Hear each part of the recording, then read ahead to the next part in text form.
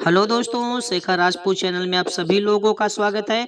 आइए हम लोग क्लास टेंथ यूपी बोर्ड में जितने भी इम्पोर्टेंट प्रश्न हैं, इम्पोर्टेंट प्रश्न की ओर चलते हैं जो बार बार पूछे जाते हैं और इस बार भी प्रश्न आने सुनिश्चित है। तो हम लोग आज पढ़ने जा रहे हैं भूगोल, ठीक है ना। और यदि आप चैनल पे नए हैं तो चैनल को सब्सक्राइब कर लीजिए और बेल आइकन की घंटी दबा दीजिए ताकि जितने भी वीडियो हम पढ़ाएं आपके पास सारी नोटिफिकेशन मैसेज पहुंच जाए और आप वीडियो पढ़ना शुरू कर दें और आपका अच्छा नंबर और परसेंटेज बन जाए। तो हम लोग पढ़ने जा रहे हैं भूगोल। भूगोल में एक बहुत ही प्यारा लेसन है, संसाधन एवं विकास। क्या है? संसाधन एवं विकास। तो इसमें जितने भी इम्पोर्टेंट प्रश्न हैं हम उन इम्पोर्टेंट प्रश्न की ओर चलते हैं और आगे बढ़ते हैं, ठीक है ना। तो देखिए एक बहुत ही प्यारा प्रश्न शुरुआत में ही दे दिया है जो कि बहुत ही इंपॉर्टेंट प्रश्न है, ठीक है ना। एग्जाम पॉइंट व्यू से भारत में सबसे अधिक कौन सी मिट्टी पाई जाती है? जी हाँ, भारत में सबसे अधिक कौन सी मिट्टी पाई जाती है, ये प्रश्न है आपका। और इसका निर्माण किस प्रकार हुआ है, अर्थात इस मिट्टी का निर्माण किस प्रकार हुआ है।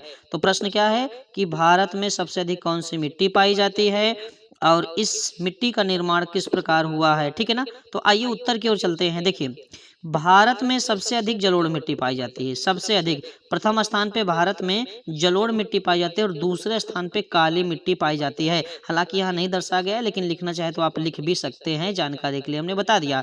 तो भारत में सबसे अधिक कौन सी मिट्टी पाई जाती है? जलोढ़ मिट्टी पाई जाती है। और इस मिट्टी का निर्माण नदियों द्वारा बहाकर लाए गए अवसादों से हुआ है। किससे हुआ है?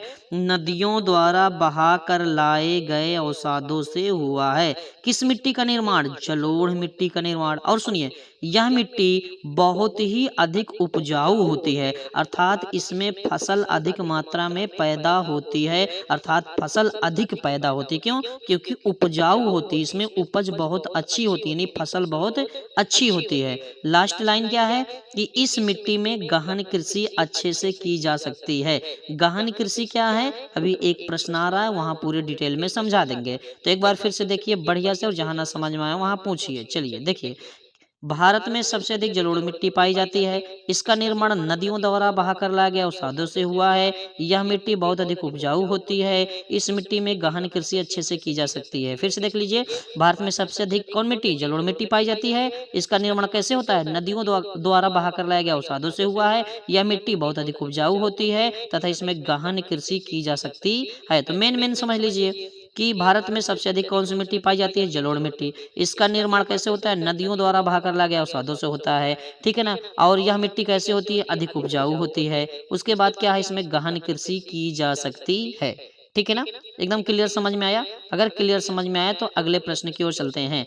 एक बहुत ही प्यारा प्रश्न है इससे रिलेटिव कि भारत में कौन कौन सी मृदाएं पाई जाती है। मृदाएं का मतलब होती है मिट्टियां।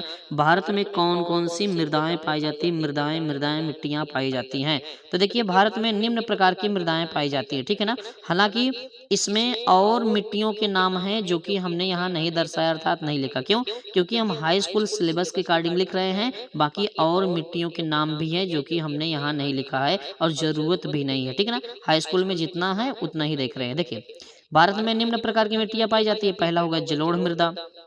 क्या हो गया? जलोढ़ मृदा, काली मृदा, लाल मृदा, पीली मृदा, और दोनों मिलाकर लाल व,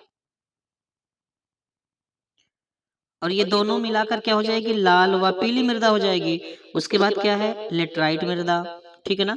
कौन सी मृदा है? लेटराइट मृदा। उसके बाद क्या है? मरुस्थलीय मृदा। कौन सी मृदा है? उसके बाद आपकी है मरुस्थलीय मृदा। और फिर क्या है? वन मृदा, ठीक है ना। इसे क्लियर आप समझ लीजिए। चलिए आगे देखते हैं।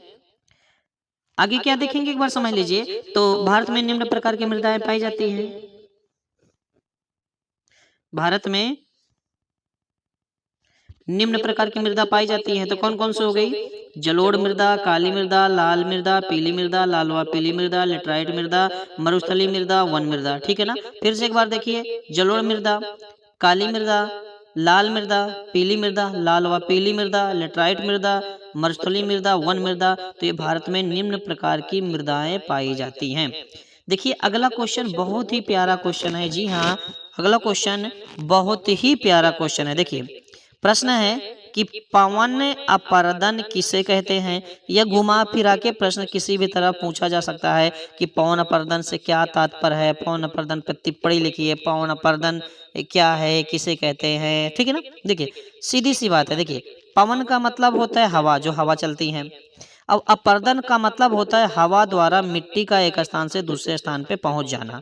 जी हाँ, पवन का मतलब होता है हवा और अपर्दन का मतलब होता है मिट्टी का एक स्थान से दूसरे स्थान पे पहुंच जाना, पवन अपर्दन कहलाता है। तो आप परिभाषाएं अपने सेंटेंस में भी बना सकते हैं, जरूरी नहीं है कि यही सेंटेंस जरूरी है। जैसे देखिए यहाँ परिभाषा क्या है कि पवन द्वारा यानी हवा द्वारा, मैदानों या ढलान क्षेत्रों से। जी हाँ, मतलब पवन द्वारा या हवा द्वारा मैदानों या ढलान क्षेत्रों से मृदा को उड़ाकर ले जाने की प्रक्रिया को पवन अपर्दन कहते हैं। कैसे?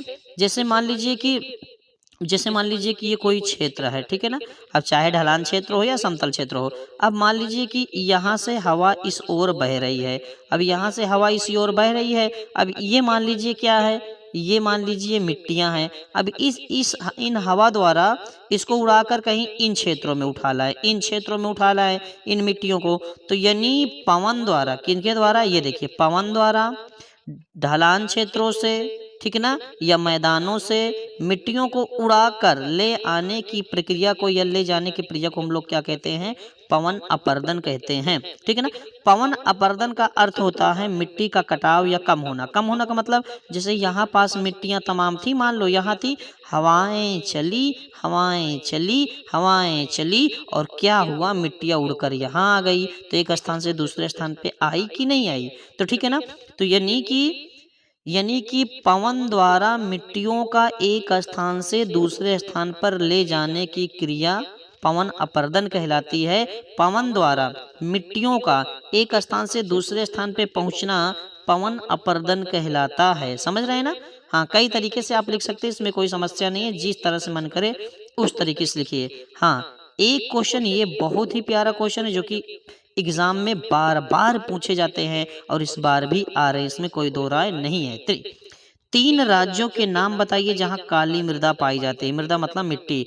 तीन राज्यों के नाम बताइए जहां काली मृदा पाई जाती है और इस मृदा में कौन सी फसल उगाई जाती है, ठीक है ना। तो तीन राज्यों के नाम बताना है जहां काली मृदा पाई जाती है और इसमें कौन सी फसल उगाई जाती है, इसको भी बताना है। देखिए बहुत ही इंपॉर्टेंट प्रश्न है, बहुत ही प्यारा प्रश्न है। चलिए ये देखते हैं। देखिए काली मृदा का रंग काला होता है, उत्तर लिख रहे हैं, ठीक है ना। अरे जाहिर सी बात है यार, जाहिर सी बात है, इसमें कोई दो राय नहीं है। जाहिर सी बात है कि अगर काली मिट्टी है तो उसका रंग काला ही होगा। तो काली मिट्टी का रंग क्या होता है, काला होता है। काली मृदा का रंग काला होता है। इसे रेंगर मृदा भी कहते हैं। किसे, काली मृदा को। इसे रेंगर मृदा भी कहते हैं या इसे रेंगर मृदा भी कहा जाता है। आप अपना सेंटेंस बना सकते हैं। यह लावाजनक शैलों से बनती है, अर्थात इसका निर्माण ज्वालामुखी से होता है। जब ज्वालामुखी उद्गार होता है तो लावा तो निकलेंगे ही, ठीक है ना। तो इस मृदा का जो कहाँ से बनती है, लावाजनक शैलों से बनती है, अर्थात यह मृदा ज्वालामुखी से बनती है। ज्वालामुखी से इस मृदा का निर्माण होता है। फिर क्या है, यह मृदा महाराष्ट्र, मालवा, मध्य प्रदेश, जी हाँ, महाराष्ट्र, मालवा, मध्य प्रदेश, महाराष्ट्र, मालवा, मध्य प्रदेश तथा छत्तीसगढ़ के पठारी क्षेत्रों में पाई जाती है। काली मृदा कहाँ पाई जाती है, महाराष्ट्र, मालवा, मध्य प्रदेश तथा छत्तीसगढ़ के पठारी क्षेत्रों में पाई जाती हैं। और अनेक राज्य है, राजस्थान में पाई जाती है और अनेक राज्य है, ऐसा नहीं है, ठीक है ना। आगे क्या है कि काली मृदा कपास की खेती के लिए सबसे अच्छी मानी जाती है। या तो कह सकते हैं कि काली मृदा में सबसे अच्छी खेती कपास की खेती की जाती है। अलग अलग सेंटेंस बन जाएंगे, मतलब और अर्थ एक ही निकलने वाला है। तो काली मृदा में कपास की खेती सबसे अच्छी की जाती है या कपास की खेती सबसे अच्छी मानी जाती है। और लास्ट सेंटेंस क्या है कि काली मिट्टी को काली कपास मृदा के नाम से भी जाना जाता है। काली मिट्टी को काली कपास मृदा के नाम से भी जाना जाता है। अब देखिए यहाँ पास फिर से इसे दोहरा लीजिए बहुत प्यार से कि काली मृदा का रंग काला होता है, इसे रेंगल मृदा भी कहते हैं। यह लावा जनक शैलों से बनती है अर्थात ज्वालामुखी से इसका निर्माण होता है। यह मृदा महाराष्ट्र, मालवा, मध्य प्रदेश तथा छत्तीसगढ़ के पठारी क्षेत्रों में पाए जाते हैं। काली मृदा कपास की खेती के लिए सबसे अच्छी मानी जाती है और काली मिट्टी को काली कपास मृदा के नाम से भी जाना जाता है। तो बताइए काली मिट्टी का रंग कैसा होता है? सर काली मिट्टी का रंग काला होता है, बिल्कुल सही है। इसे और किस नाम से जाना जाता है? सर इसे रेंगल मृदा के नाम से भी जाना जाता है। इसका निर्माण कैसे होता है? सर ज्वालामुखी या लावाजनक शैलों से होता है। यह मिट्टी कहाँ कहाँ पाई जाती है? सर महाराष्ट्र हो गया, मालवा हो गया, मध्य प्रदेश हो गया तथा छत्तीसगढ़ के पठारी क्षेत्र हो गया, राजस्थान हो गया। काली मिट्टी में कौन सी खेती की जाती है? काली मिट्टी में कपास की खेती सबसे अच्छी मानी जाती है और इसे और किस नाम से जाना जाता है? काली कपास मृदा के नाम से भी जाना जाता है। देखिए एक लास्ट प्रश्न यहाँ है और उसके बाद अगले पेज में चलते हैं। देखिए प्रश्न बहुत ही प्यारा है जो कि बार बार आते हैं। ये इंपॉर्टेंट प्रश्न ही हम आपको पढ़ा रहे हैं, बहुत विस्तार नहीं पढ़ा रहे हैं, ठीक है ना। हाँ, जैव संसाधन तथा अजैव संसाधन क्या होते हैं या किसे कहते हैं या क्या अंतर है या क्या तात्पर्य या क्या समझते हैं? टिप्पणी लिखिए। तो घुमा फिरा के प्रश्न कई तरीके से पूछ सकता है। देखिए जैव का मतलब क्या होता है पहले समझ लीजिए। जैव का मतलब पहले संसाधन समझ लिए। वे सजीव या निर्जीव जिनका प्रयोग हम अपनी आवश्यकताओं की पूर्ति करने के लिए करते हैं उसे हम लोग संसाधन कहते हैं। संसाधन का मतलब होता है कि जो चाहे निर्जीव वस्तु हो या सजीव हो, जो हमारे काम में आए, यानी जिनका प्रयोग हम अपनी जरूरतों या आवश्यकताओं की पूर्ति करने के लिए करते हैं ना, उसे क्या कहते हैं? उसे कहते हैं संसाधन। जैसे अगर हम बोल रहे हैं, ये फोन है, ठीक है ना, ये सारी चीजें हैं, जिनका साइकिल हो गई, कुछ भी हो गया यार, तो जिनका भी हम प्रयोग कर रहे हैं वे सभी क्या कहलाते हैं? संसाधन कहलाते हैं। तो एक बात और, जैव का मतलब होता है जिसमें जीवन पाया जाए, अर्थात जिसमें जीव हो, अर्थात सजीव कह सकते हैं। सजीव का मतलब जिसमें जीव हो, अर्थात कह सकते हैं कि जो श्वसन क्रिया करते हैं वे सजीव होते, उसमें जीवन पाया जाता है ना। तो देखिए कहते हैं कि यह तो पहले परिभाषा देख लीजिए, फिर मैं अपने तरीके से आपको समझा देता हूँ। देखिए वे संसाधन जिनकी प्राप्ति जीव मंडल से होती है। भाई जीव मंडल, ये जो आपको दिख रहा है ऊपर का पूरा भाग, ये नीचे ऊपर पूरा सिस्टम जो दिख रहा है, ये सब जीव मंडल होते हैं। तो वे संसाधन जिनकी प्राप्ति जीव मंडल से होती है और जिसमें जीवन पाया जाता है जैव संसाधन कहलाते हैं। तो जैव संसाधन मतलब जिनमें जीवन पाया जाता हो। क्या पाया जाता हो? जिनमें जीवन पाया जाता हो। तो जीवन किन में पाया जाता है? भाई मनुष्यों में पाया जाता है जीवन। वनस्पति जगत यानी पेड़ पौधों में पाया जाता है। प्राणी जगत, जीव जंतु प्राणी जगत में पशु पक्षी, पेड़ पौधे, छोटे मोटे कीड़े मकोड़े, सारी चीजें आ जाएंगी। या तो आप अपने तरीके से परिभाषा बना लीजिए कि वे संसाधन जिनमें श्वसन क्रिया होती है, अर्थात वे संसाधन जो सजीव होते हैं, अर्थात जिनमें जीवन पाया जाता है, जिनमें जीवन पाया जाता है, वे सजीव होते हैं, उसे जैव संसाधन कहते हैं। जैसे मनुष्य सजीव होते हैं, इनमें जीवन पाया जाता है, श्वसन क्रिया होती है। वनस्पति सजीव होते हैं, इनमें जीवन पाया जाता है, श्वसन क्रिया होती है। प्राणी जगत, जीव जंतु आदि हो गए। अब अजैव संसाधन, अजैव का मतलब सीधा सीधा निर्जीव वस्तुएं, बस। अजैव संसाधन का मतलब सीधा सीधा निर्जीव वस्तुएं। संसाधन का मतलब जो हमारी आवश्यकताओं की पूर्ति करते हो। देखिए वे संसाधन जो निर्जीव वस्तुओं से बने होते हैं, अर्थात निर्जीव वस्तुओं से बने हुए संसाधन को अजैव संसाधन कहते हैं। निर्जीव वस्तुओं से बने हुए संसाधन को अजैव संसाधन कहते हैं, अजैव संसाधन कहलाते हैं या कहते हैं, ठीक है ना। जैसे चट्टानें हो गए, धातुएं हो गई, इनके अलावा आप बहुत कुछ लिख सकते हैं, जैसे लोहा हो गया, ठीक है ना, प्लास्टिक हो गया, ये सभी जी हैं, ठीक है ना। मुझे लगता है कि आपको समझ में आ गया। तो ऐसे संसाधन जो निर्जीव वस्तुओं से बने होते हैं जैव संसाधन कहलाते हैं। अजैव संसाधन का मतलब होता है निर्जीव वस्तुएं और यहाँ जैव संसाधन का मतलब होता है सजीव वस्तुएं। सजीव का मतलब जिनमें जीवन पाया जाए, जिनमें श्वसन क्रिया हो, ठीक है ना। तो ये सारी चीजें हो गई। तो मैंने आपको इस लेसन में यानी संसाधन एवं विकास लेसन में, संसाधन का मतलब क्या होता है? संसाधन का मतलब होता है वे सभी सजीव या निर्जीव, हाँ चाहे सजीव या निर्जीव हो, वे सभी वायुमंडल मंडल में उपस्थित सजीव या निर्जीव जो हमारी आवश्यकताओं की पूर्ति करने के लिए प्रयोग किए जाते हैं उसे हम लोग क्या कहते हैं, संसाधन।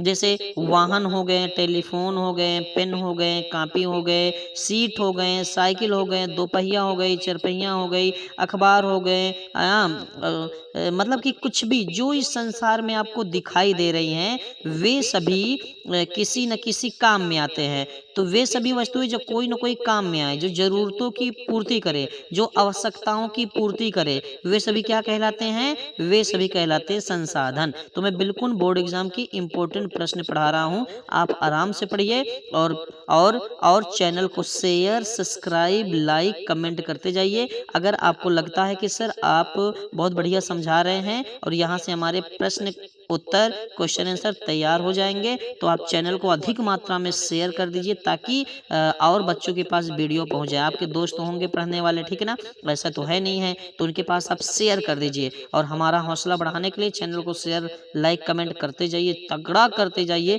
ताकि हम आपको अच्छे से अच्छे प्रश्न पढ़ाएं, ताकि आपका परसेंटेज और नंबर बहुत अच्छा जाए। तो ये पार्ट 1 वीडियो हमने पढ़ाया, ठीक है ना, ये पार्ट 1 वीडियो हमने पढ़ाया। चलिए पार्ट 2 वीडियो की ओर चलते हैं। ओके दोस्तों, thank you, thank you, thank you.